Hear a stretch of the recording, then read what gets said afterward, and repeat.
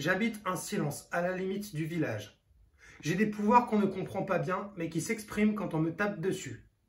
Je sais des chants, il paraît. En tout cas, je fais des chants quand on me tape dessus. Quand je chante et qu'on veut qu'il pleuve, il pleut. Quand je chante et qu'on veut que la pluie s'arrête, elle s'arrête.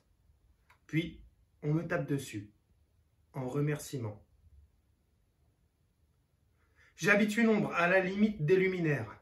On serre les dents, on serre les dents, on serre les dents. On s'habitue et on n'est plus qu'un grand grincement de dents.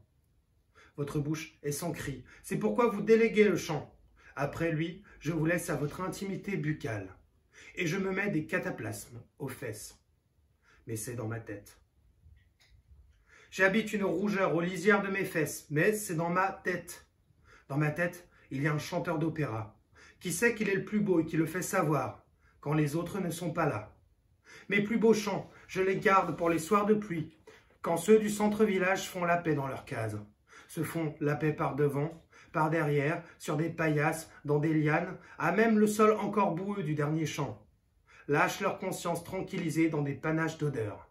Certains de m'avoir bien tapé dessus, de m'avoir bien fait chanter, de bonne foi certains d'être plus heureux que moi. Ils ne savent pas. Ils ne savent pas, mais là où je chante le mieux, c'est quand je chante pour les fourmis, que je mange en cachette. J'en ai plein à la maison des fourmis. Les autres, ils dorment grassement et rêvent, sans se douter quand la perdance est à la lisière de ma maison, de mes fourmis, qu'ils accrochent leur conscience.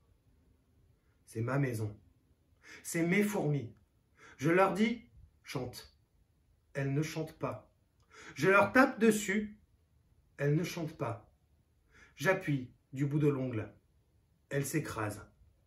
Ça fait une bouillie que je mange. Puis, je me lèche les doigts et je chante pour feu mes fourmis. Et j'habite alors un champ tout au milieu de ma case et de mes fourmis qui écoutent éternellement.